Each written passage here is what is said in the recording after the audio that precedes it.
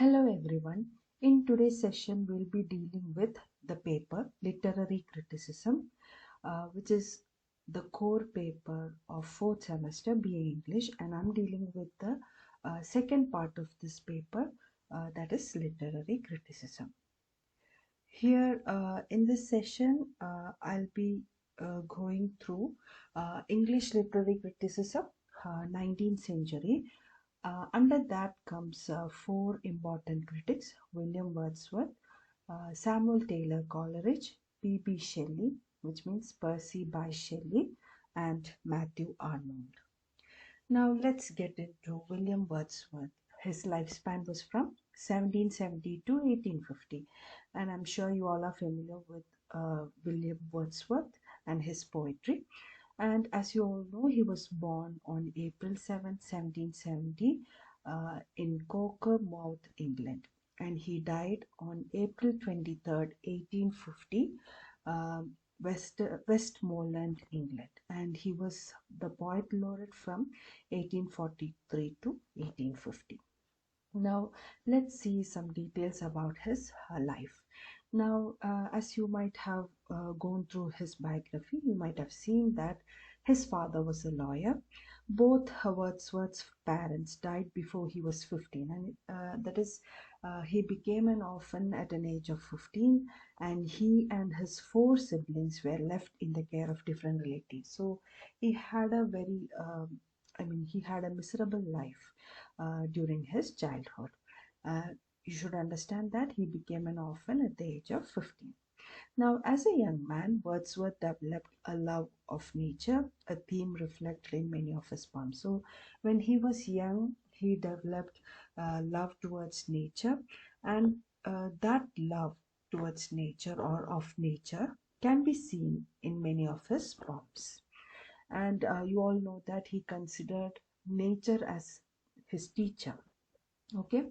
While studying at Cambridge University, Wordsworth spent a summer holiday on a walking tour in Switzerland and France. And maybe that was in order to enjoy the beauty of nature along Switzerland and France. And also, he became an enthusiast for the ideals of the French Revolution. And you all know that the main ideals of the French Revolution are equality, fraternity, and liberty. So he was an enthusiast of all of these ideals of French Revolution. And he began to write poetry while he was at school, but none was published until 1793. So, though he wrote poetry even during his school days, none of his poetry were published until 1793. Now, in 1795, Wordsworth received a legacy from a close relative, and he and his sister Dorothy went to live in Dorset. 2 years later, they moved again, this time to Somerset, to live near the poet Samuel Taylor Coleridge, who was an admirer of Wordsworth's work. So, now, this is a crucial turning point in his life. That is, in 1795, he received a legacy from a close relative, and he and his sister Dorothy, they went to live in Dorset, and 2 years later, which means in 1797, they moved again to Somerset to live near the poet Samuel Taylor Coleridge. And you all know that he was the collaborator um, with Wordsworth in writing lyrical ballads. So you all know that Samuel Taylor Coleridge was also an admirer of Wordsworth's work. Now, together they collaborated on lyrical ballads, which was published in 1798. This is a very important work to be noted. That is, Wordsworth and Coleridge collaborated on lyrical ballads, which was published in 1798. And this collection of poems, mostly by Wordsworth, but with Coleridge contributing the rhyme of the Ancient Mariner, is generally taken to mark the beginning of the Romantic movement in English poetry. So, lyrical ballad is considered as the work which marked the beginning of the Romantic movement in English poetry, and it can be seen that most of the poetry or the collection of poems in this work was of Wordsworth, And Coleridge also made remarkable contribution with the works like The Rime of the Ancient Mariner. And these poems were greeted with hostility by most critics during those times. And in 1799, after a visit to Germany with Coleridge, Wordsworth and Dorothy settled at Dove Cottage in Grasmere in the Lake District, and Coleridge lived nearby with his family. Wordsworth's most famous poem, I Wandered Lonely as a Cloud, was written at Dove Cottage in 1804. So you can see that after their friendship from um, Somerset, that is especially with Coleridge, they often lived together. That is in 1799, after a visit to Germany with Coleridge, Wordsworth and Dorothy settled in Dove Cottage in Grasmere in the Lake District, and there also Coleridge lived nearby them with his family. And also Wordsworth's most famous poem, I Wandered Lonely as a Cloud, was written at Dove Cottage in 1804. And in 1802, he married, that is, Wordsworth married a childhood friend, Mary Hutchinson. And the next few years were personally difficult for Wordsworth, which means it um, paved, I mean, the next few years, that is after 1802, he had to face lots and lots of tragedy in his life. Especially, he had to lose his two of his children. Um, Died. His brother was drowned at sea. Dorothy also suffered, that is, his sister suffered a mental breakdown. So he had to face tragedy in his life, one after the other. And his political views underwent a transformation and around the turn of the century, and he became increasingly conservative, delusioned by events in France, culminating in Napoleon Bonaparte taking power. So his political views underwent transformation. He became increasingly conservative, and his life was also undergoing tragedy one after the other. So you could see a setback in his life after 1802. In 1813, Wordsworth moved from Grasmere to nearby Ambleside. He continued to write poetry, but it was never as great as his early works. After 1835, he wrote little more. So you could see uh, a decline in his poetic output uh, after 1813. And I mean, especially after 1835, he wrote little more, which means none of his work was having the output of his earlier works. And in 1842, he was given a government pension, and the following year became poet laureate. And as you all saw in the beginning, Wordsworth died on 23rd April 1850, and he was buried in Grasmere churchyard. And his great autobiographical poem, The Prelude, which he had worked on since 1798, was published posthumously, which means after his death. So this is all about his life in short. And some of his notable works are The World is Too Much with Us, The Prelude, The Solitary Reaper, Lyrical Ballads, Odd Intimations of Immortality, The Excursion, Lines Composed a Few Miles About in Dernaby, Michel, Peter Bell, The Recluse, Lyrical Ballads 1798 with Coleridge, that is collaborated with Coleridge. So these are some of his important works. Now, let's get into our important essay, Preface to Lyrical Ballads, 1800. And you know that Lyrical Ballad was written in 1798, and he added a preface to Lyrical Ballads in 1800. And again, a second edition was done, and that was during 1802. Now, what was the purpose of this lyrical ballad? Now, this preface is added, is in the nature of a defense of the theory that poetry must be written in the real language of men when in a state of vivid sensation. So, this preface is added as a defense of the theory. And what is that theory? That is, poetry must be written in the real language of men. That is, in the language spoken by common man. So that is how poetry should be written when in a state of vivid sensation, when you're in a state of extreme emotions. And his poems were a revolt against the artificial poetic diction popular in the 18th century. And I know you all are familiar with poems of the 18th century, that is during Augustan age.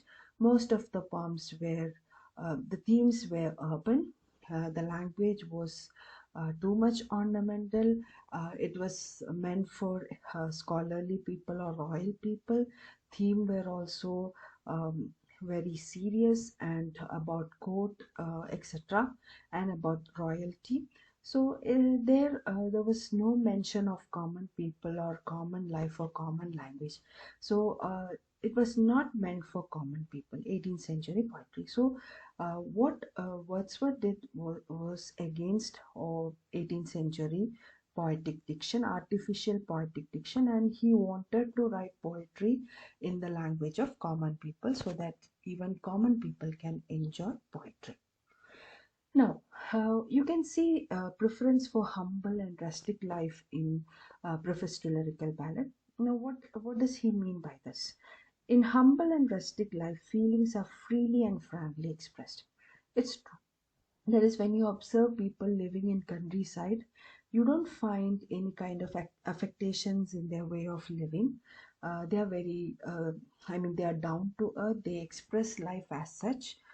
They live their life to the fullest. So, humble and rustic life feelings are freely and frankly expressed. They express their emotions freely and frankly. In rustic life, feelings are more simple and are so expressed more accurately and forcefully. So, why he had preference for humble and rustic life is because their feelings are simple and they are expressed more accurately, means more aptly and more forcefully. And the manners of the rustics are not sophisticated, means they are simple, direct, and a very honest way. So the manners of the rustics means common people or village people are not sophisticated. They are simple and more conducive to an understanding of the human nature. So when you observe people living in the countryside, you can understand what is the real human nature and how simple is life and how accurate is their expression or how honest is their expression, how honest is their feeling, and how freely they express. So, all these could be understood when you are observing the life of a common man. Now, in rustic life, human passions are connected with the grand and noble objects of nature. So, what you find is rustic life and nature are connected. So, human passions are often connected with uh, nature. That is what you find when you observe um, people living in the village side or countryside.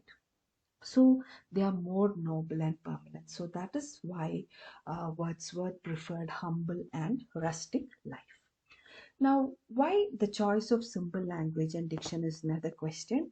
Now, which is raised in the Preface to Lyrical Ballad. Now, his theory of language is a reaction against and a criticism of pseudo-classical theory of poetic diction. Like we discussed earlier, he wrote against the poetic diction, artificial poetic diction of the 18th century. Now, he says that there is no essential difference between the language of prose and verse. So, actually, there is no essential difference between the language of prose and verse. Verse means poem. But it is the way how we structure a poetry that which makes it different from the prose. Now, simplicity of language will suit the simplicity of theme.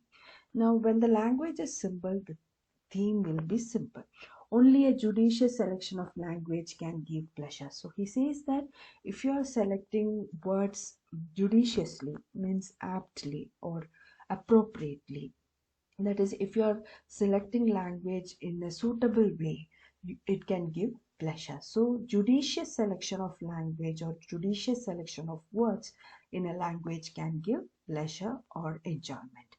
Now, simple language is highly emotional and passionate. So he says that simple language is highly emotional and passionate.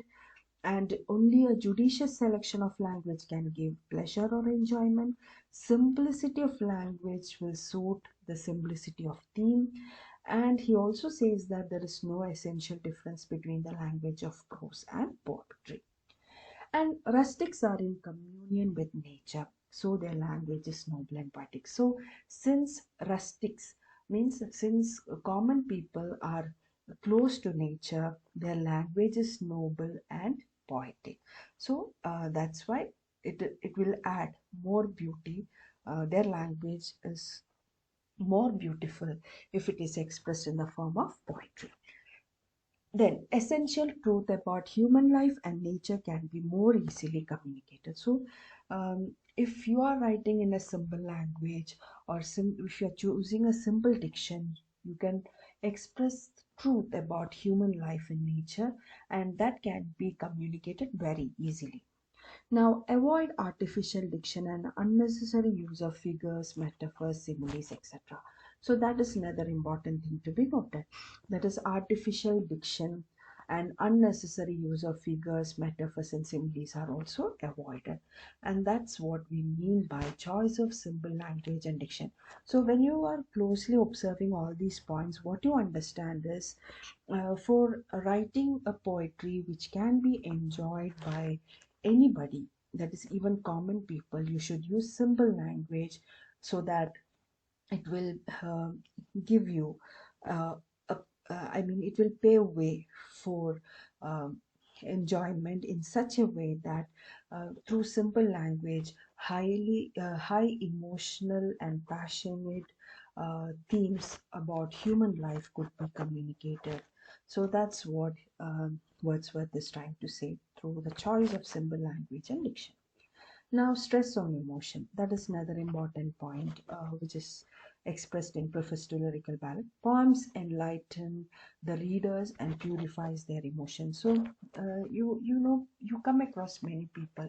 That is, there are people who write poetry when they are on um, in the peak of high emotion, and some people write stories, and some people write diary entries, and some people just scribble. So people express their emotions through different ways. So Wordsworth says that poem enlightens the readers and it purifies their emotions. So when a reader is going through poetry, it purifies their his or her emotion. Now, poetry is a spontaneous overflow of powerful emotion. So, people don't write poetry by thinking a lot. It is a spontaneous, means instantaneous overflow of powerful emotion, and feelings are more important than action. So, in poetry, feelings are more important than action. It is a spontaneous overflow of powerful emotion, and poem enlightens the readers and purifies their emotion. So, stress on emotion is given prominence in poetry. So, poetry is a kind of what to say, purgation, where your emotions are expressed through poetry. Now, what are the qualifications of a poet expressed in Preface to Lyrical Ballad? Now, he says that poet is a man speaking to men. To give pleasure to the readers is the primary function of a poetry. So, to give enjoyment, to give pleasure to the readers is the primary function of any poetry. That's what Wordsworth says through Preface to Lyrical Ballad. So, he says that poet is a man who speaks to men, maybe common people or royal people or whoever it is. Men, he is speaking to men. Now, according to Wordsworth, poet is a man who has greater and more than usual organic sensibility. That is, his sensibility is high, uh, more than the usual sensibility. He has greater power of imagination, greater knowledge of human nature, a comprehensive soul to sympathize and feel for others. He says that a poet is a man who has a soul, a comprehensive soul, an understanding soul to sympathize and feel for others. He has a feeling for others. And he also has a greater zest for life and greater power of communication. So these are the qualities of a poet. And that's why a poet can give through poems. He can purify readers' emotions. Now, poet should try to identify with his characters to make his language more lively and forceful. So, what Wordsworth says is that if a poet is writing his poetry for common people, he should identify with their language. Because he should identify with his characters, he should identify the nature of people he is incorporating in his poetry, to make his language more lively and forceful, which means a poet should write poetry in a language understood by his readers or his audience or his spectators, or I mean his readers. Here, no spectators, no audience. Here it is readers. So a poet should try to identify with his characters, means with his readers, to make his language more lively and forceful, which means he should write his poetry in a language understood by his people. Now, what is poetic truth according to Wordsworth? Now, poetry is the more philosophical of all writing. So, that is what Wordsworth says, and its truth is much higher than the truth of philosophy or history. So, he says that since poetry is a spontaneous overflow of powerful emotion, it is from heart, direct from the heart, so its truth is much higher. It is the exact feeling of a poet, and hence he says that it is the most philosophical of all writing, and it is higher than the truth of philosophy or history. And he says that poetry gives universal truths and illustrates them through particular examples. So all poetry is universal in theme. For example, we learn poetry written by Wordsworth, Coleridge, Shakespeare, Chaucer, etc. But they are not Indians. They are not Carolites. But still, we enjoy enjoy the poetry written by them, and we relate its theme with our life. Which means, though it is written in England, we also learn Canadian poetry, Australian poetry, and American literature, etc. But those are not written by the writers of Kerala, or the writers of, or Indian writers. But still, we are able to relate with its theme. So that is the universal nature of any poetry. That is, every human beings, wherever they live, their emotions are almost the same, though their culture or language may differ. So that's what he says. Poetry gives universal truths and illustrates them through particular examples. Poetic truth imparts pleasure, and poetry is superior to science. So Wordsworth says that poetry is superior to science, poetic truth imparts pleasure, and science appeals the intellect, poetry appeals the heart and soul of the reader. So science always entertains the intellect, okay, and poetry always entertains or satisfies or appeals the heart and soul of the readers. So both science and poetry are different in their way of communication, and hence, according to Wordsworth, poetry is superior to science. Now, poetry gives pleasure because it imitates nature well, it increases our knowledge and understanding of the primary nature of man, it arouses sympathy that brings inner satisfaction, it makes us perceive the essential identity of man and nature. So he says that poetry gives pleasure because it imitates nature quite well. It increases our knowledge and understanding of primary nature of man or human nature. It arouses sympathy that brings inner satisfaction, and it also makes us understand the essential identity of man and nature, the relationship between man and nature, and how man is connected with nature, and so on. So, these are some of the reasons of poetic truth. Now, he also expressed his views on meter in this preface to lyrical ballad. Now, meter is considered as an additional source of pleasure. It imparts richness to the simple dictions. You know that Wordsworth prefer romantic writers preferred simple language. So When you are adding meter to it, it's a kind of additional pleasure or a source of pleasure, or it adds beauty to the symbol diction and has a restraining and tempting effect on the flow of emotion and passion. So when you are adding meter to the poetry, there is a restraining and tempting effect on the flow of emotion and passion. Okay, and it imparts passion to the words and increases emotional intensity. So for that we add meter, and it also provides the element of contrast and the perception of similarity and dissimilarity. So always what we do is we express our daily or mundane activities through poetry, through simple language, but when you are adding meter to it, when you're rearranging words in such a way that it gives meter or it gives adds beauty to the poetry, we feel that the similar or familiar things are expressed in an unfamiliar way.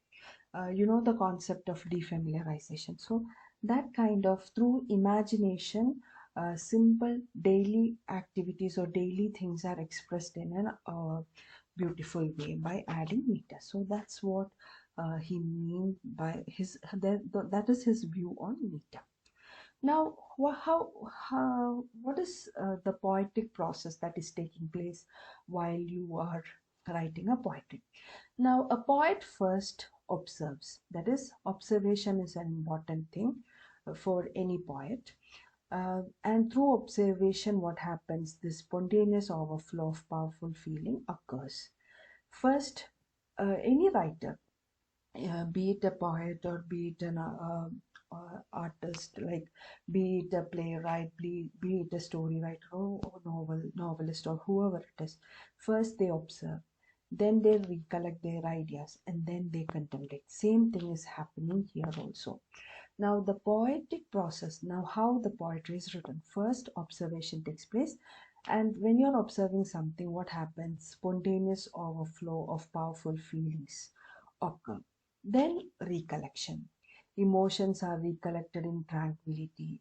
That is, all these emotions are recollected in tranquility, means when you're in a state of trance. Then contemplation. That is, we imaginative exploitation of the emotions which were experienced early. So first we observe, then we recollect, then we contemplate. While we contemplate, we add our imagination for the exploitation of the emotions which we were experienced earlier. So all our emotions turn out to be a poetry when we are adding imagination to it. That is when we contemplate. So these are the three processes which takes place in poetry.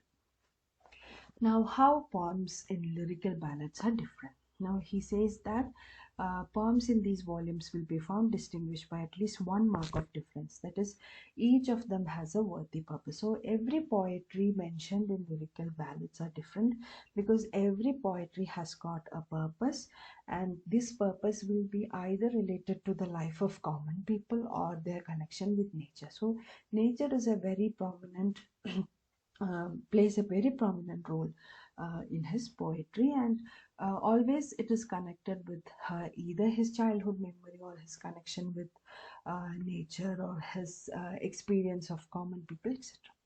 Now, the role of reader.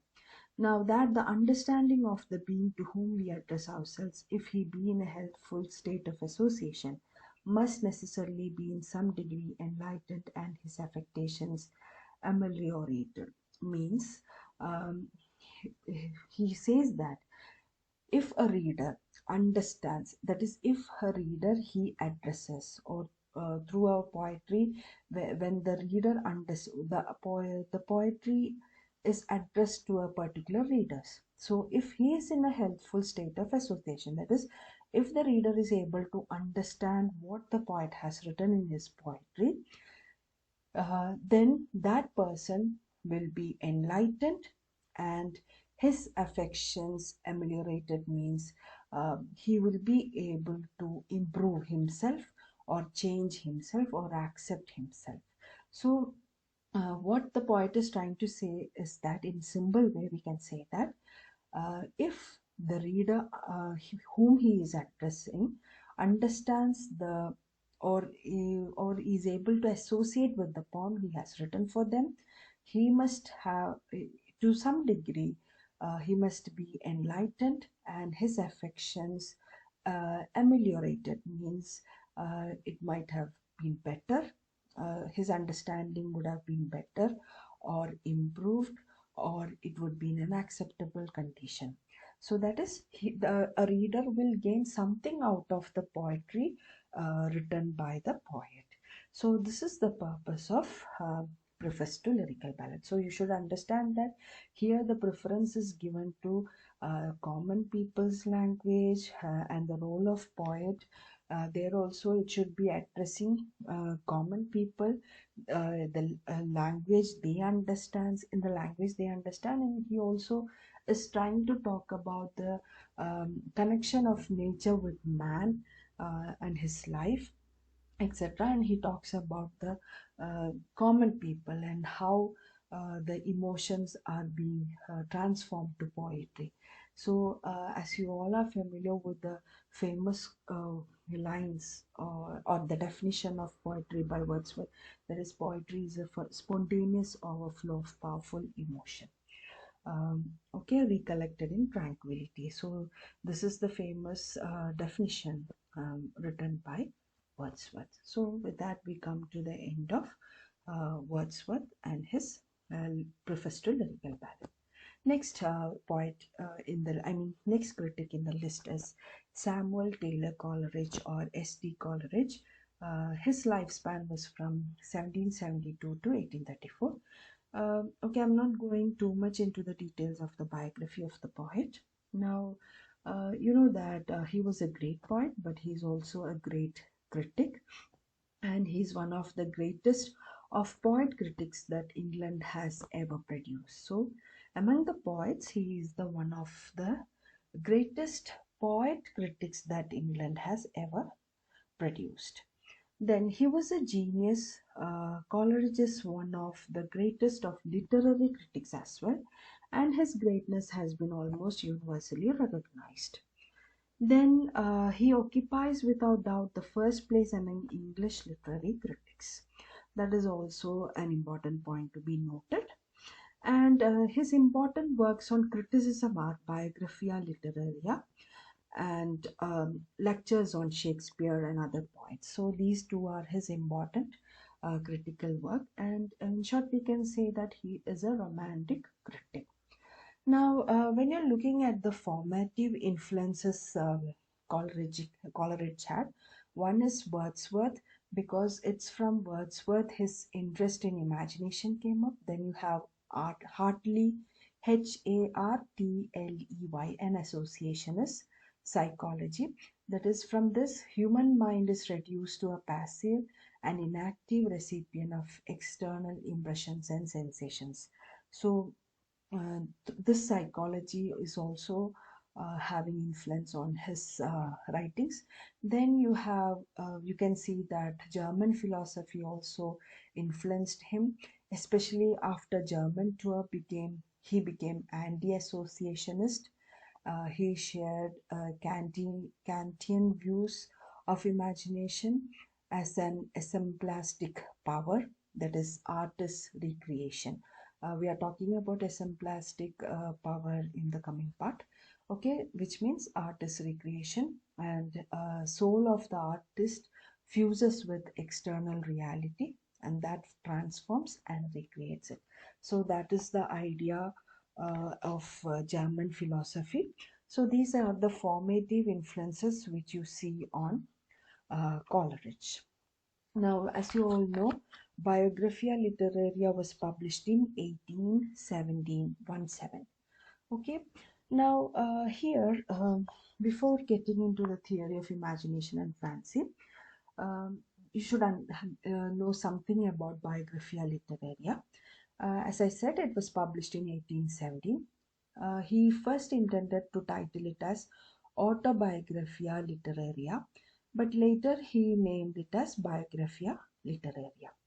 And it's written in two parts. First part is of 16 chapters of philosophizing, and then last 7 chapters discuss the poetic theory of Wordsworth, which gives a remarkable demonstration of Coleridge's critical powers. So first part consists of 16 chapters of philosophizing. Okay, then last 7 chapters discuss the poetic theory of Wordsworth, which gives a remarkable demonstration of Coleridge's critical powers, and last 3 chapters enduring description of romantic theory. And here poet's theory of imagination links the 2 parts. So his theory of imagination links part 1 and part 2. Okay, so that is what I wanted to give you an idea about. So if you're looking at this picture, what you understand is Coleridge talked about 2 kinds of theories. One is theory of imagination, then the other one is fancy. And this imagination is again divided into 2: primary imagination and secondary imagination. Okay, now let's see, what is imagination? Imagination, its real sense, denotes the working of poetic minds upon external objects or objects visible to the eyes. Imaginative process sometimes adds additional properties to an object, or sometimes abstract from it some of its properties. Therefore, imagination thus transforms the object into something new. It modifies and even creates new objects. So, in simple terms, we can say that imagination denotes the working of poetic mind upon external object, that is the object which is visible to the eyes. And imaginative process sometimes adds additional properties to an object, or sometimes abstract means qualities from its properties. And therefore imagination transforms the object in something new, which means maybe ordinary things. When you're adding imagination to an ordinary thing, what happens? It is transformed into something new. For example, if you see a flower, okay, for example, rose. Rose is a flower. It is red in color. Now, when you are observing it, when you are giving it an extra quality, that is, the red rose is so beautiful. So here, red rose, this red color, you are adding a color to it, that is red, and you imagine that the red color to this flower rose gives it beauty. So it is transformed into something new, that is, red rose is beautiful. So we are giving importance to the color. So that modifies and even creates new object. I just gave you a simple example. Now, according to Coleridge, like I said in the beginning, imagination has 2 types. One is primary imagination and the other one is secondary imagination. Now, what is primary and secondary imagination? Now, according to him, the primary imagination is the living power and prime agent of all human perception. So primary imagination means living power and prime agent. That is the first agent of all human perception or all human understanding. Okay. Primary is perceiving the impression of the outer world through the senses. So we have 5 senses. That is touch, smell, see, hear, and what? Taste. So there are 5 senses. So primary is perceiving the impression of the outer world through the senses, and it is a spontaneous act of the human mind. The image so formed of the outside world unconsciously and involuntarily are known as primary imagination. It is universal and is possessed by all.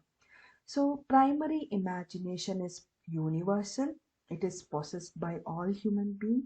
It is spontaneous act of human mind, and the image formed through primary imagination is unconscious and involuntary. Okay, so we can say that power of receiving the impression, in short we can say that the power of receiving impression of the external world through the senses is known as primary imagination. We use our senses. and it is an involuntary act of the mind. It is universal. For example, primary imagination is the watcher or the seer, one who watches and one who can have primary imagination, and that's why it is known as universal and it is possessed by all, which means, in other words, we can say that it is simply the power of seeing the objects of sense in their parts and as a whole. So through our senses we can see objects, and that is known as primary imagination. Okay, now hope you understood what is primary imagination. It is the power of understanding uh, the outer world through the senses. It is spontaneous act of the human mind, and it is an involuntary act, and it is universal. That is, it is possessed by all human beings or all everyone. And according to him, the secondary imagination is the poetic vision. Secondary imagination is not possessed by everyone. Okay, it is the poetic vision, the faculty that the poet has to idealize and unify. It is an echo of the former, coexisting with the conscious will. This is existing with the conscious will. It works upon the raw materials that are sensations and impressions supplied by the primary imagination. Okay, so this is the raw materials are provided through primary imagination, because every human being is a watcher or a seer. So primary imagination means you watch something or you see something, and through that you get, there is observation takes place there and you receives raw material. And through secondary imagination, which is poetic vision, which is there you work upon the raw material that are sensations and impressions supplied by the primary imagination, and it is the secondary imagination which makes any artistic creation possible. So creativity is possible through secondary imagination, and that is the root of all poetic activity. Now it is considered as shaping and modifying power and is called esemplastic imagination, that is recreation. Okay, it is considered as shaping and modifying power and it is called esemplastic imagination. All these terms should be learned properly. Now let me simplify the term secondary imagination. It is the peculiar and distinctive attribute of the artist that makes artistic creation possible. So it is the peculiar and distinctive attribute of the artist, quality of the artist that makes artistic creation possible. It works upon primary imagination. It is esemplastic or shaping power. So secondary imagination means it is esemplastic imagination or shaping power. Okay, in other words, we can say that it is the conscious use of this power and it is more effective than the primary imagination. So secondary imagination is applicable to creator or executor, because your creativity, artistic creation is possible, or poetic activity is possible through secondary imagination. And primary imagination is universal and involuntary. It is applicable to all and it is possible through our senses. So in a simple way you can identify primary imagination means watcher or seer, because they use their senses. They use their senses. And secondary imagination means it is the creator or executor. Here creativity is given more importance. Okay, and it is more effective than the primary imagination. Here conscious use of the power is taking place, and also it is otherwise known as esemplastic imagination. Now what is the difference between primary and secondary imagination? Now Coleridge calls secondary imagination a magical power. It fuses various faculties of human soul, will, emotion, intellect and perception, and because of this a person becomes creative. It fuses internal and external, the subjective and objective. Now, the primary and secondary imaginations do not differ from each other in kind. The difference between them is of one of the degree. That is, the secondary imagination is more active because creativity takes place when the imagination is more active, more conscious than the primary one. And the primary imagination is universal, while secondary is a peculiar privilege enjoyed by the artist. So, secondary imagination is not there for every human being. It is a peculiar or a special privilege enjoyed by the artist. And the significance of the imagination for Coleridge was that it represented the sole faculty within man that was able to achieve the romantic ambition of reuniting the subject and the object, the world of the self and the world of the nature. And for him, the most important aspect of imagination was that it was active to the highest degree. So he says that the person with secondary imagination had poetic vision, and those person with poetic vision had a peculiar privilege, and that was enjoyed by the artist. That is, creativity was possible through secondary imagination. Okay, so secondary imagination is not universal. It is enjoyed by peculiar people, especially the artist, whereas primary imagination is universal. Then, next important concept is fancy. Now, Coleridge regards fancy to be the inferior of imagination. It is, according to him, a creative power. So, Coleridge considers fancy inferior of imagination or inferior to imagination, and it is, according to him, a creative power. It only combines different things into different shapes, not like imagination to fuse them into one. So it only combines different things into different shapes. Now, according to him, it is the process of bringing together images dissimilar in the main by source. It has no other countries to play with but fixities and definities. Fancy in Coleridge's eye was employed for tasks that were passive and mechanical. So, in short, we can say that fancy is not a creative power. It deals with fixities and definities and only combines what it perceives or combines what it understands. And while imagination is the very soul, fancy is the drapery of poetic genius. That is, it is just a decorative thing of a poetic genius. For example, it just combines the thing into pleasing shapes. That is, it just combines things into pleasing shapes. The original materials are offered in a new combination by fancy. So, through fancy, original things are materials are offered in a new combination by fancy.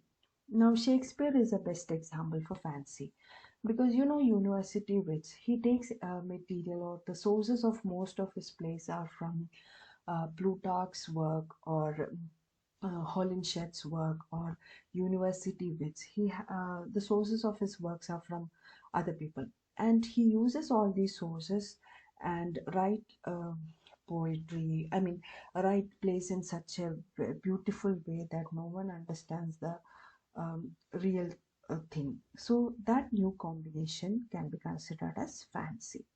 So the original materials are offered in a new combination by fancy. Now, Shakespeare is the best example. Okay.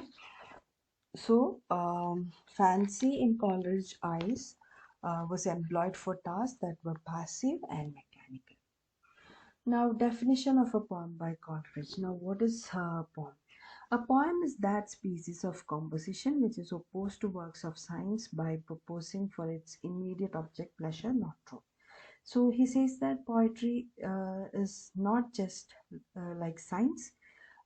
This is for pleasure, and it is not to find truth. So science is often depends on truth, but poetry is an immediate object of pleasure. A poem, according to Coleridge, contains the same elements as a prose composition because both uses the word, and the difference between a poem and a prose composition cannot then lay in the medium of each employ the same medium, that is words. So he says that there is no much difference between poem and prose. And Coleridge believes that rhyme and meter are essential in order to memorize what is written and to develop a certain kind of attachment to it by getting the feeling of words through a particular rhyme or rhythm. So he says that rhyme and meter are essential in order to memorize what is written and to develop a kind of attachment to it, or especially by getting the feeling of words. And he has given an example: 30 days had September, April, June, and November. See, September, November. So the last lines are rhyming. Now, what is the difference between poem and poetry? Now, before that, let's see. Now, let's sum up his theory of poetry. Pleasure is the end of poetry. According to Coleridge, pleasure arises from the organic unity of work of art. That is, a legitimate poem is a composition in which the rhyme and meter bear an organic relation to the total work. And he also explores the neoclassical view of poetry as imitation and shows that it is an activity of imagination, which in turn is a shaping and unifying power which dissolves, dissipates, and creates. So, imagination is given importance. Prose and poetry differ in their very nature. He distinguishes a poem from a poetry, and he says that it gives pleasure. It is merely a form of verbal expression of poet's mind, and it is the result of abstract process. Poetry could be a part of prose. It gives an aesthetic delight. Okay, it is an activity of poet's mind. It is a process of imagination which makes poem. So he says that poetry means it is an activity of poet's mind, and poem means one of the forms of expression. Okay, a verbal expression of the activity of the poet's mind. So that is the difference between poem and poetry. Let me repeat: poetry means it is activity of poet's mind, and poem means one of the forms. Okay, one of the forms of expression, a verbal expression of the activity of the poet's mind. Okay, verbal expression of the poet's mind.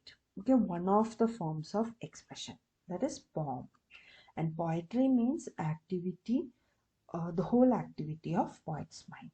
Okay, and also you can see a comparison uh, of Coleridge and Wordsworth's poetic views in his work. Now, Wordsworth was interested only in the practice of poetry and considered only the impact of imagination on poetry. But Coleridge was interested in the theory of imagination. He was interested in the nature of imagination, and he examined its role in creative activity. So that is the difference between the two. And Wordsworth used fancy and imagination as synonyms. So for Wordsworth, there was no much difference between fancy and imagination, but Coleridge distinguished between fancy and imagination very clearly. And Wordsworth did not distinguish primary and secondary imagination, but Coleridge distinguished or he found a difference between primary imagination and secondary imagination. Okay, now next important point is difference between science and poetry. Now the main function of science is to prove the truth, whereas the main aim of poetry is to give pleasure and to give sublimity, and it has to do nothing with truth. So very simple.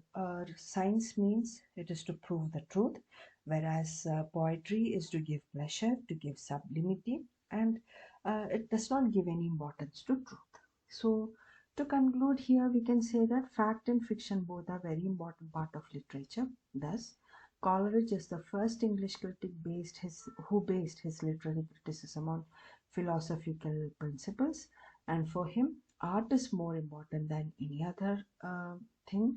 And it can be said that Coleridge's theory of imagination is the chief contribution um, by him in literary criticism, and this theory modifies traditional view of art as a mere imitation, and it opens new vista, new area in the field of literary criticism.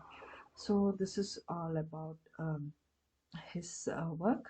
Now he also talked about poetic genius in chapter 15 of the Biographia Literaria. Coleridge critically examines Shakespeare's early work, Venus and Adene and Rape of Lucrece, and elucidates the specific symptoms of poetic power. And he distinguishes between genius and talent by making them identical to imagination and fancy. Genius is inborn and talent is acquired. So he distinguishes between genius and talent. He says that genius means it is inborn. You get acquire it when during the time of your birth, and talent is acquired through constant practice or constant exposure. Now the following are the four ways that manifest the real poetic genius according to Coleridge. So he says that there are four ways that manifest poetic genius. One is sense of musical delight. It consists in the perfect sweetness of the versification. It is the outward manifestation of the music in the poet's soul. The man without music in his soul never be a genuine poet. The sense of musical delight is a gift of imagination. So he says that sense of musical delight makes a person a genuine poet. So if a person is not having a sense of musical delight or a sense of musical um, enjoyment, he is not a genuine poet, or it is not a gift of imagination. So for a genius or poetic genius, sense of musical delight is important, and it is a gift of imagination. Next one is choice of the subjects, where the subject is taken immediately from the author's sensation and experience. So if the subject is taken from the poet's sensation and experience, that makes him a genuine poet or a genius. Then the shaping and modifying power of imagination.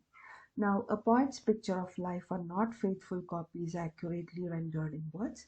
They become poetic only as far as they are modified by a predominant passion, or by associated thoughts or images awakened by the passion, or when they have the effect of reducing multitude to unity, or succession to an instant, or lastly when a human and intellectual life is transferred to them from poet's own spirit.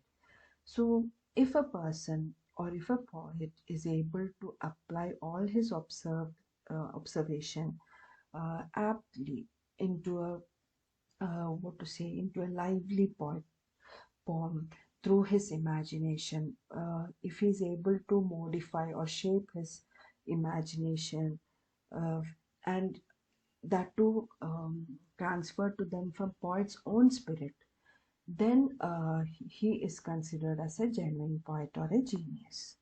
Okay, that is, he should be able to modify his passion or his observation uh, through the power of imagination.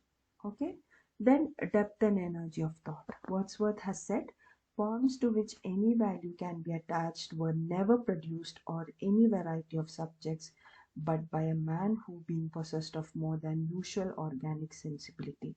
That is, this person should be an extraordinary person with extraordinary sensibility, and he had also thought long and deeply.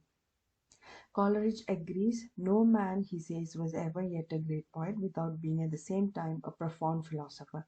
So a poet should be a great philosopher as well. What such a man feels in a moment of inspiration, howsoever powerfully, is naturally modified and directed by what he has thought long and deeply. And unless inspiration occurs to a contemplative mind, it must lack what gives it strength, depth, and energy of thought. Poetry for Coleridge is the union of deep feeling, not only pleases but elevates. So he says that inspiration occurs to a contemplative mind if it is having long and deep thoughts. So if a poet is having deep and long or energy of thoughts, then that person can become a great poet, because only then inspiration occurs to a contemplative mind, especially that of a poet. So deep and long thoughts are very important. Power of imagination is important. Choice of subject is important, and also sense of musical delight is important in order to become a poetic genius. And he talked about this in chapter 15 of the Biographia Literaria. Now, to conclude, now what makes Coleridge distinct from his contemporary critics is his psychological approach to literary problems. And T.S. Eliot pointed out in his work, The Use of Poetry and the Use of Criticism, that with the help of his profound knowledge in philosophy and metaphysics, Coleridge did more than any of his predecessors to bring attention to the profundity of philosophic problems into which the study of poetry may take us. So, in short, we can say that Coleridge is more philosophical than his contemporaries. Okay, now Coleridge's criticism of Wordsworth preface also can be seen in his works. That is, his theme of poetry, choice of rustic themes by Wordsworth. There, he what Coleridge says is that not all characters of Wordsworth are chosen from rustic life, and he gave an example of his poem Michelle. Language and sentiments do not necessarily arise from their occupation or abode, and a man will not be benefited from a life in rural solitude unless he has a natural sensibility and suitable education. So these are some of the observations of Wordsworth's preface by Coleridge, and Coleridge agrees with Aristotle's view that the characters of poetry must be universal and typical. Wordsworth's characters are representative in this sense, because here Wordsworth mainly concentrated the rustic people. So hence Coleridge is against it, because he says that language and sentiment do not necessarily arise from their abode, or that is the way they live or occupation. So he says that in that sense, Wordsworth's character representative in this sense. Okay, with that we come to the end of Coleridge. Now, next one is Percy by Shelley, and this is also yet another important critic of 19th century. And Percy by Shelley lived from 1792 to 1822, and he was an English romantic poet whose passionate search for personal love and social justice was gradually channeled from overt actions into poems that rank with the greatest in the English language. He was a very different poet of this romantic age. Among his best known works are Ozymandias, which was published in 1818, Ode to the West Wind, To a Skylark, and political ballad written by him, The Mask of Anarchy, in 1819.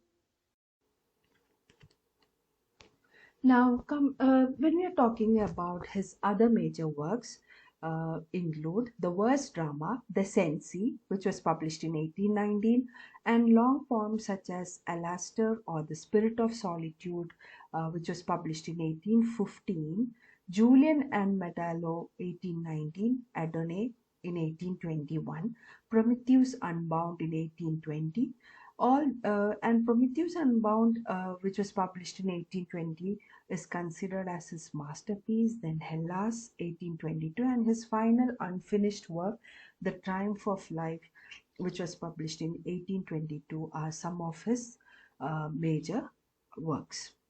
Now, Shelley also wrote prose fiction and several essays on political, social, and philosophical issues. Much of his poetry and prose was not published in his lifetime, or only published in expurgated form due to the risk of prosecution for a political and religious rebel.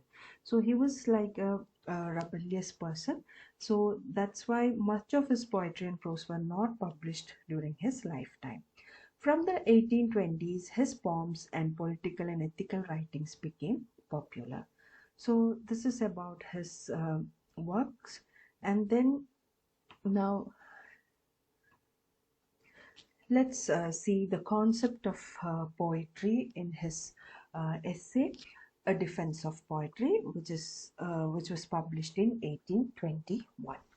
Now, Shelley's A Defense of Poetry is an essay by him, written in 1821, and this was first published posthumously in 1840, 1840, in Essays, Letters from Abroad, Translation and Fragment. and this is where his this essay was published.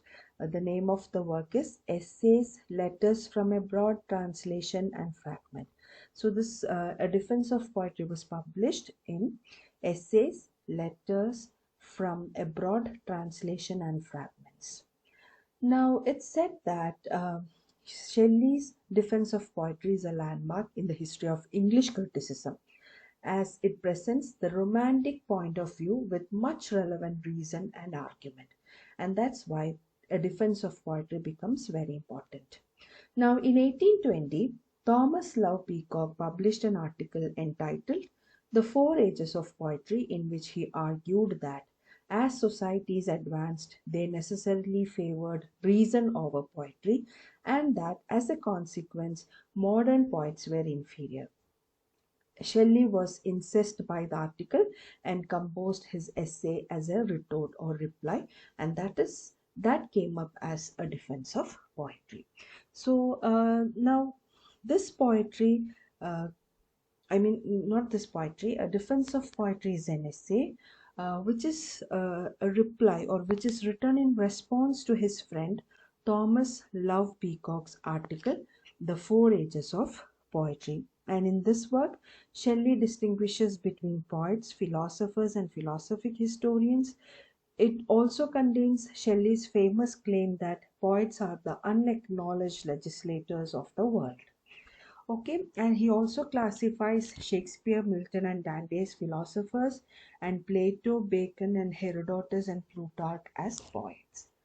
Now, in Peacock's The Four Ages of Poetry, he talks about four ages, and they are the ages of iron, gold, silver, and brass. Okay, so you should understand that A Defense of Poetry, written in 1821 and published in 1840, posthumously, is written in reply to Thomas Love Peacock's article, The Four Ages of Poetry.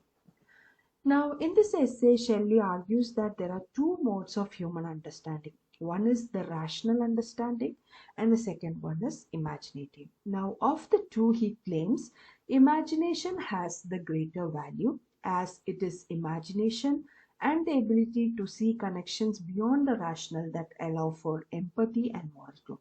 So, Shelley also argued that between the two modes of human understanding, imagination has the greater value, and it is the imagination and the ability to see connection beyond the rational that allow for empathy and moral growth. And he also believes it is human nature to draw parallels and find harmonies in the world, and that this connection of unconnected things is at the heart of all art and exists in its purest form as poetry. So, poetry is the product of imagination, and it is above rational mode of human understanding. And he also says that it is the human nature uh, to draw parallels and find harmonies in the world, and that this connection of unconnected things is at the heart of all art and exists in its purest form as poetry. Shelley defines poetry as the expression of imagination. So he also gives importance for imagination, like Wordsworth and Coleridge, especially Coleridge. And so, Coleridge primarily focused on secondary imagination. Now, poets are not only the authors of language but also the institutions of laws, organizers of civil societies, founders of religions, and inventors of the art of life, as long as they, in their respective spheres, approximate to and reflect the ideal order. So, Shelley says that poetry defines poetry as the expression of imagination, and poets are not only the authors of language but also the institutors of laws, organizers of civil societies, founders of religion, inventors of the art of life, and as long as they, in their respective spheres, approximate to and reflect the ideal order. Architecture, painting, music, dance, sculpture, philosophy, and forms of civil life are all expressions of the poetical faculty. So everything comes under poetical faculty. Now, according to Shelley, poetry is superior to other forms of art because, unlike poetry, these forms face limitations and impediments between conception and expression. So he says that of all the forms of art, poetry is superior, and poetry awakens and strengthens the imagination and inculcates the moral force of love. So Shelley believes that poetry awakens and strengthens the imagination and it inculcates the moral force of love. It develops moral force of love. He contends that only the sympathy aroused by art and imagination has the power to morally better humanity and to inspire better systems for the future. So he believed that sympathy aroused by art and imagination has the power to morally better humanity and to inspire better systems for the future. And this is the reasoning for his claim that ends the essay that poets are the unacknowledged legislators of the world. So this is how he ends the essay. Okay, now in short we can say that the central idea of Shelley's defense of poetry is that poetry begins about moral good. Poetry exercises and expands the imagination, and he also argues that imagination is the source of sympathy, compassion and love, which helps one to project oneself into the position. And he also emphasized the connection between beauty and goodness. He also emphasized the power of art's sensual pleasures to improve society. So with that we come to the end of Shelley's defense of poetry, which is his major contribution to literary criticism. Okay, next important critic is Matthew Arnold. He lived from 1822 to 1888, and Matthew Arnold was a British poet and critic during the Victorian era. He is considered as the first modern critic, or he is also known as critic's critic. Now, he was born in Laleham, a village in the valley to the Thames, as the son of Thomas Arnold, the famous headmaster of Rugby School. And during the 1860s, Arnold acquired his reputation as a critic and shortly after became a public figure. So during 1860s, he acquired his reputation as a critic. Then his major works during this period include Essays in Criticism, which was published in 1865, Culture and Anarchy, which was published in 1869, and Literature and Dogma, which was published in 1863. Following his time spent in the public spotlight, Arnold retired from school inspecting in 1886 and died of heart failure on April 15, 1888. Now, Matthew Arnold is generally called the first modern critic of the Western world. He makes use of the method of comparative analysis and sociological criticism effectively in critical doctrine. So, comparative analysis and sociological criticism are being used in his critical doctrines. He is remembered for his abilities as a poet and critic alike, as he stimulated change and inspiration in the world. And you can also see that he introduced, or he is the founder of the sociological school of criticism, and he introduced a methodology of objective literary criticism through Essays in Criticism. He moved on from literary criticism to a general critique of the spirit of his age. Okay, he moved from literary criticism to a general critique of the spirit of his age. And you know that he introduced scientific objectivity to criticism through touchstone method, which we will talk about in the coming part. And his criticism are of two types: socio-ethnic criticism, which is shown in his work Culture and Anarchy. Then he also has gone through literary criticism, which is of again two types. Under literary criticism, one is theoretical criticism, which is explained by functions of criticism, and practical criticism, which consists of his estimates of English and contemporary poets. So this is how his criticism are being divided. Now, his influences are on classical learning from father. His works represent classical resistance to romanticism, influence of his profound reading. Was also influenced by the German poet Goethe and French critics Taine and Sainte-Beuve. Okay, so this is all about his personal life. Now let's see what is classicism according to Matthew Arnold. Poetry, according to Arnold, has to shoulder great responsibilities. It must provide a healing touch to the problems of the suffering humanity and has thus defined poetry as the criticism of life. So, according to Arnold, poetry should shoulder greater responsibilities. That is, it should function like a healing touch to the problems of the suffering humanity. And he defined poetry as the criticism of life. And he says that poets must crave high seriousness in poetry. That is, the poets should be highly serious. There should be no room for trivial or superficial ideas in poetry. That is, light subjects or superficial ideas should not be there in poetry. It should be high. They should carve a high seriousness in poetry. So it is considered as something serious and a thing done by a responsible person. Now, Arnold was concerned with the beauty of presentation, language, and expression which a poem should carry, and that beauty of lasting impression he only saw in the poetry of the classical times. So he gave importance for the beauty of presentation, language, and expression, which was seen in the poetry of classical times.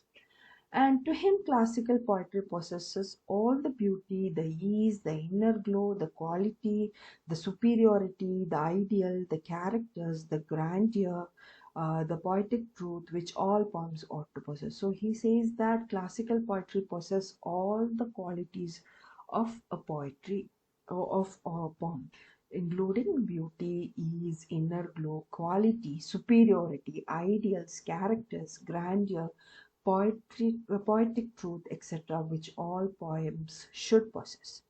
Now, to discover such poetry, critics and readers should have a clearer and deeper sense of the best in poetry and of the strength and joy to be drawn from it. So, this is very important. So, to discover such classical poetry, which possesses all the qualities that poems should possess, critics and readers should have a clearer, deeper sense of the best in poetry and of the strength and joy to be drawn from it. Now we will have to employ touchstone method of comparing the poetry in front of us to a few lines of the great masters of antiquity to prove this. So here, in order to prove this, we have to apply touchstone method in order to compare the contemporary poetry with the classic poetry. So that's why classicism is given much importance by Arnold. Now, what is concept of culture? In his Culture and Anarchy, this is yet another essay written by him. Arnold contrasts culture, which he defines as the study of perfection. So, according to Arnold, culture is the study of perfection, that is the harmonious expansion of all the powers of human nature. So Arnold contrasts culture and he defines it as the study of perfection. Now, for a further definition of culture, Arnold borrow a phrase from Swift: sweetness and light. The first word indicates the sense of beauty, and the second, the active intelligence. So, what he says is that sense of beauty and the active intelligence is required in order to understand culture. Against this, ideals are displayed all the undisciplined forces of the age: prejudice, narrowness, the worship of liberty for liberty's sake, faith in machinery, whether government, economic, or religious. In short, an unthinking individualism that leads to anarchy. English society may be divided into three classes: barbarians, Philistines, and populace. So this is how he define English society, that is barbarians, then Philistines, then populace. So this is how he defines English society. So he says that ideals are displayed all in all the undisciplined forces of this, like which where you can see prejudice, narrowness, worship of liberty for liberty's sake, faith in machinery, be it government or economic or religious faculty, whatever it is. In short, an unthinking individualism that leads to anarchy. So such things can be seen in the society, but according to him, culture means it is the blend of sense of beauty and active intelligence. So that is study of perfection. But what Arnold says is that you can never see a perfect society anywhere, and thus he divides English society into three classes, that is barbarians, Philistines, and populace. Now, in a further analysis, Arnold distinguishes two forces, which he names Hebraism and Hellenism. Hebraism is concerned with resolute action and strict obedience to consigns, that is, obedience to consigns. Hellenism with clear thinking and spontaneity of consciousness, that is, immediate reaction. So, harmoniously combined, they lead to that perfect balance of our nature, which is the end of culture. So Hebraism and Hellenism, if these two are blend in proper way, in a perfect balance, then you will reach the perfect culture. Okay, harmoniously combined Hebraism and Hellenism lead to that perfect balance of our nature, and that is the end of culture. The excessive development of one of them results in imperfection.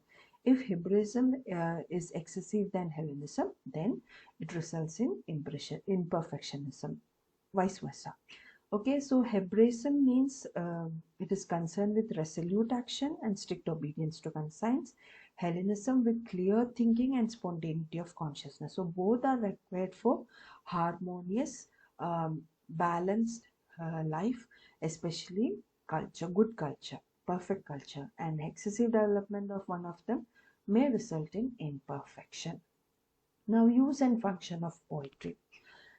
The study of poetry is the central critical text of the post-Victorian era, in which Arnold presents his exalted notions of poetry. So here, in study of poetry, Arnold presents his idea about poetry. Now, the next significant idea in his essay is his definition of poetry as criticism of life.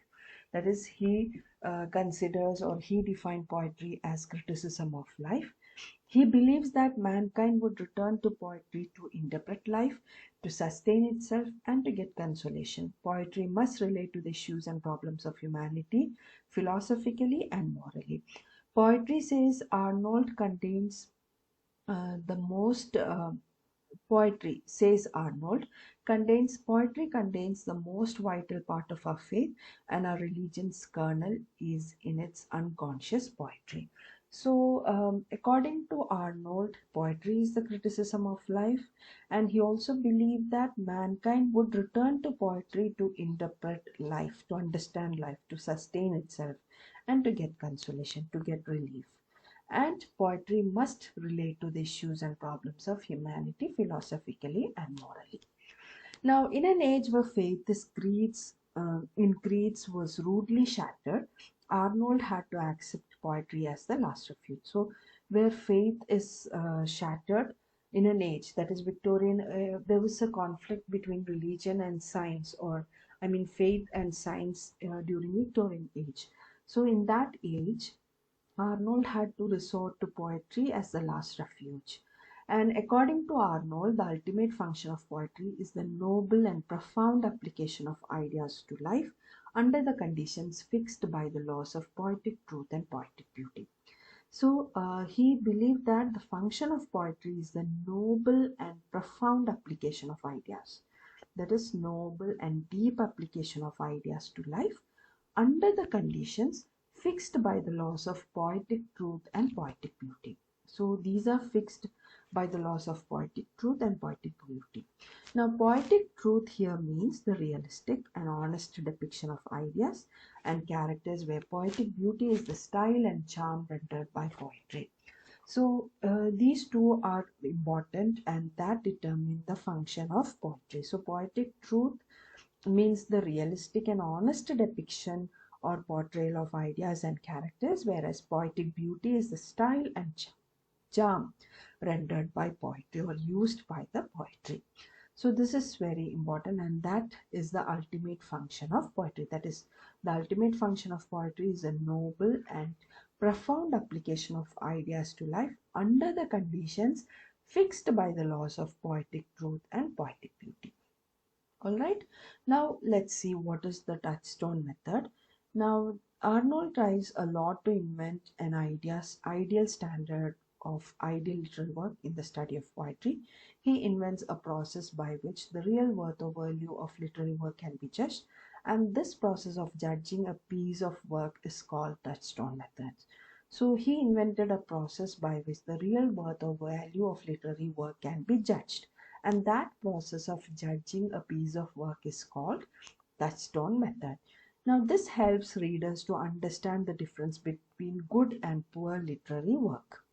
Now in this method, a reader, to understand the quality of a literary piece, should take up works of great writers which are considered to be masterpieces. So you take the works of great writers which are considered to be masterpieces, and we should take few lines from those works and then compare them with other writers' work. It would help us to understand which one is good and which one is bad. So a comparing method is being used here, where the reader should take up works of great works which are considered to be with great writers which are considered to be their masterpieces, and then he should take a few lines from those works and then compare them with other writers' work, and then from this comparison he would understand which one is good and which one is bad. Now this method of comparison with masters helps the critic to evaluate the true merit of poetry. So that is known as touchstone method, and he suggests passages or a few lines from great masters like Homer, Dante Alighieri, John Milton, and William Shakespeare as touchstone. Their masterpiece works are considered as touchstone. Now, what is the function of criticism? I hope you understood what is touchstone method. Okay, in touchstone method, high quality of poetry could be tested in a simple way. That is, specimen of poetry of highest quality should be selected and used as touchstone for judging the merit of the poetry to be tested. And he was against the historical and personal estimate of a work of art. He wants a realistic assessment of learning to feel and enjoy the best work of the real classic and lesser works. So that is to have always in one's mind lines and expressions of the great masters and to apply them as touchstone to the other poetry. And he points out different passages from Homer, Dante, Milton, and Shakespeare, Alighieri, etc., and how they express alike by their poetic quality. And he also mentions, Arnold's mention is similar to that of Longinus and Addison. Longinus had applied that same test to the determination of sublimity in nature. Okay, with that, we can say that touchstone method is a great method introduced by Matthew Arnold. Now let's see what is the function of criticism. Arnold's principles of criticism can be seen in his reaction against the romantic tradition of giving more importance to the creative faculty. So he was against this, against the romantic notion of giving importance to creative faculty. In his essay, The Function of Criticism at the Present, Arnold presents an argument that criticism is more important and powerful than it was previously believed. So he believed in the function of power and importance of criticism. Okay, and according to Arnold, criticism should be a dissemination of ideas, an unprejudiced and impartial effort to study and spread the best that is known and thought in the world. So according to Arnold, criticism means it should be a dissemination of ideas, means spreading of ideas in an unprejudiced and impartial way, and it is an effort to study and spread the best that is known and taught in the world. So you should be impartial, unprejudiced. That is very important, and that is known as criticism according to Arnold. Now, criticism search for establishing an order to true ideas by replacing old, less true ones, and thus to make an intellectual situation which is conducive to the exercise of creative power. So he says that criticism is very important because it search for establishing an order to true ideas. Okay, an order is established to true ideas by replacing old, less true ones, and thus to make an intellectual situation. An order is established to true ideas, and it also make an intellectual situation which is conducive to the exercise of creative power, which is suitable for the exercise of creative power. A poet is ultimately formed and shaped by critical faculty. So he says that a poet is ultimately formed and shaped by critical faculty, and hence criticism is very, very important. Now, according to Arnold, the three main tasks of the critics are: 1. To develop in himself disinterestedness or objective detachment, not prejudiced by personal or historical estimate, to see things as they really are. That is, he should develop an objective detachment. That is, he should not take things personally or in a subjective way. He should develop in himself disinterestedness or objective detachment, and he should not be prejudiced by personal or historical estimate, and he should have the ability to see things as they really are. That is, he should not be biased. Then second important thing is to hand on his ideas to others, convert the world to make the best ideas prevail. So he should be a person to hand on his ideas to others, means he should be able to share his idea with others, and thus he should convert the world to make the best ideas prevail. That is, best ideas should be available in the world. And then the third point is to promote and propagate a current of ideas in the highest degree, animating and nourishing to the creative power, such as a suitable atmosphere is created for the emergence of creative genius in the future. That is, to promote and propagate a current of ideas in the highest degree, animating and nourishing to the creative power. That is, it should be in such a way that it activate and nourish the creative power, and such as a suitable atmosphere is created for the emergence of creative genius in the future. So that should also be seen in the critic, or that is the one of the tasks of the critic. So these are the three important tasks of the critic. Now finally, let's see what Arnold means by or meant by grand style. Now Matthew Arnold described what he termed the grand style in a series of lectures he gave on translating Homer. Now, the grand style, also referred to as high style, is a style of rhetoric, notable for its use of figurative language and for its ability to evoke emotion. So, grand style is the style of rhetoric, and it is notable for its use of figurative language and for its ability to evoke emotion. Now, he described the grand style as difficult to render, arguing this fact as evidence of the Iliad having been written entirely by Homer, and he said that rather than by tangible feature, the style could only be recognized spiritually. So grand style is a bit difficult to render, and he also said that rather than by tangible features, the style could only be recognized spiritually. And he linked the grand style as used by Homer to what he called the nobility of verse. So he linked grand style to the nobility of the verse, and what Homer has done according to Arnold is to employ successfully the grand style in prosaic subjects. Along with Homer, he cites Virgil, Dante, Milton, Sophocles, and Pindar, all as having used the grand style in their respective work.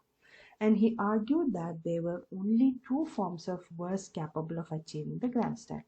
Now, the first one was a heroic couplet or blank verse. That is, the former consists of pair of rhymed lines, while the latter is unrhymed. Heroic couplet is rhymed and blank verse is unrhymed. Both comprise lines of 10 syllables long, typically in iambic pentameter. Now the second form he stated was dactylic hexameter, the form employed by Homer and Virgil. So these two are the verse capable of achieving the grand style. One is heroic couplet or blank verse, and the other one is dactylic hexameter. Okay, now let's just conclude by just saying a briefing grand style. Now, according to Arnold, you should understand that the grand style arises in poetry when a noble nature, poetically gifted, treats with simplicity or severity a serious subject. Okay, simplicity, poetically gifted, treats with simplicity or severity a serious subject. Now, the grand style in Arnold's view is applicable only to Homer, Dante, and Milton. It cannot be applied to Shakespeare or Spenser or Shelley. So this is what Arnold says. The grand style in Arnold's view is applicable only to Homer, Dante, and Milton. It cannot be applied to Shakespeare, Spenser, or Shelley. Now, according to Arnold, Homer was the grand master of the grand style, and the grand style enables poetry and it ennobles life. In the preface of 1853 poems, Arnold had alluded to the superiority of the style of the Greek over the colorful style of the English. So, Arnold had alluded to the superiority of the style of the Greek over the colorful style of the English. Now, in Milton, Arnold praised severity, while in Homer he found simplicity. Arnold has a distinct preference for Homer's simple grand style since it is more magical. And Longinus' concept of the sublime is also similar to that of Arnold's grand style. And Arnold finds rapidity, nobility, plainness, and directness in the writings of Homer, Dante, and Milton. I just repeated. Arnold finds that is rapidity, nobility, plainness, and simplicity or directness in the writings of Homer, Dante, and Milton, and these are the qualities of the grand style. So you should understand that grand style means it is a high style. It is a style of rhetoric, notable for its use of figurative language and for its ability to evoke emotion. It is rather serious. And according to Arnold, the grand style arises in poetry when a noble nature, poetically gifted, treats with simplicity or severity a serious subject. And according to Arnold, the grand style is applicable only to Dante, Homer, and Milton, and that cannot be applied to Shakespeare or Spenser or even Shelley. So with that, we come to the end of this session, and in the next session we'll talk about 20th century literary criticism. So thank you so much.